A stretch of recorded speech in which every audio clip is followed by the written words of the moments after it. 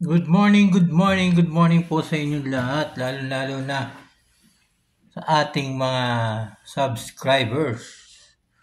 319 subscribers. Mayroon akong napanood. Mayroon akong napanood na isang sikat na vlogger. Yung kinaiinisan ng lahat. Siyempre, yan, nakipag-collab siya sa isang magandang dilag. Puso ko'y di natinag. Yan, kaya yung tinaguriang hamburger. Diba? Kilala niyo na yan kung sino yun. Si Cherry White. Diba? Nung una, masayang-masaya sila. Silang dalawa. Magkasama sila sa bahay, dun sa Cebu. Diba? Pinakilala ni Boy Tapang, si Cherry White. Ngayon ay nagkakaroon na sila ng malaking problema. Alam nyo kung ano yung problema na yun, mga guys, mga subscriber natin. Nagkakasiraan sila. Yan. Kasi merong post si Boy Tapang na meron siyang ipagtatapat tungkol kay Cherry White, tungkol sa ugali daw ni Cherry White. Kasi may napanood ako, mga guys, may napanood tayo. Merong viral ngayon na video na nilabas. Yan, tungkol nga sa pangit na mga salitang sinasabi ni Cherry White kay Boy Tapang. Yan, mapapanood yung video na yan na parang nag-aaway sila. Ewan nga lang kung nag-aaway talaga sila. Pero kayo rin magbigay ng ano kung talagang totoo yun, di ba? Nag-aaway, pero parang totoong nag-aaway sila. Nagkisigawan sila. Alam nyo mga guys, di ba? Ganyan talaga pag minsan dapat nakikinig din si Boy Tapang sa mga tagapanood niya.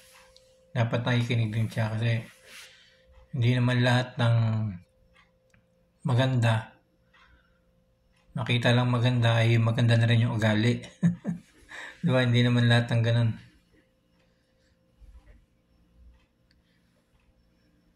Pero para sa akin, parang nakikita ko naman sa mga video niya, sa mga content sa mukha ni Cherry White, parang mabait naman siya, di ba? Parang mabait naman siya. Kaya lang, siyempre, hindi naman tayo pwedeng manghusga agad, di ba? Dapat alamin muna natin.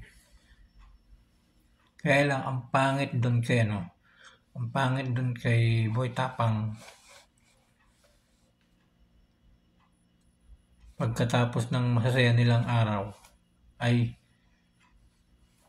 sinisiraan o talagang nilalabas ni Boy Tapang kung ano raw yung tunay na ugali ni Cherry White.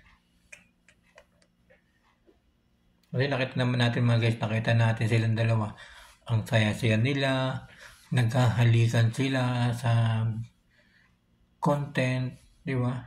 Nagayakapan, nagayapusan, pero bandang uli, ano nangyayari? Ganun nangyayari. Nagkakasiraan silang dalawa. Hindi kasi si Boy Tapang nakikinig. Hindi nakikinig kay Makagago, kay MG. Yun yung video, yung bagong upload din ni Makagago tungkol kay Boy Tapang, yun nga, yung hindi siya nakikinig.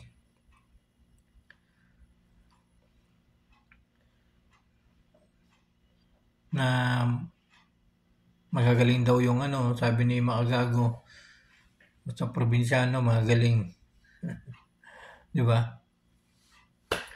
Kaya Hindi ko alam kung ano yung sasabihin ko kay Boy Tapang talaga. Akala ko talaga matapang si Boy Tapang. Umiiyak din pala siya. Umiiyak din na ano. Talagang galit na galit rin kay Cherry White. Gusto niyang ilabas yung lahat ng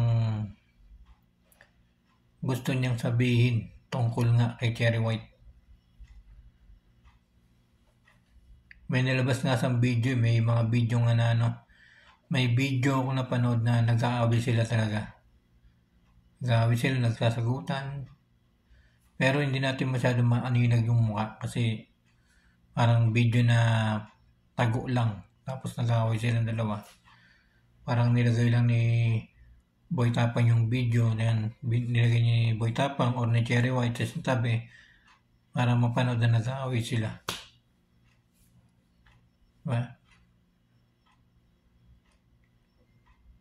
Ang masasabi ko lang kay Boy Tapang, dapat Boy Tapang minsan ay makikinig ka sa iyong mga subscriber. Tulungan mo yung kabayan. Sa iyong mga kaibigan. Di ba? Sino kabayan? Mag-send ako sa'yo ng ano. Kabayan? Oo. Nagpunta daw siya ng Polo. Tapos, ang sabi lang sa kanya, umuwi ka na ng Pinas. Walang action, walang...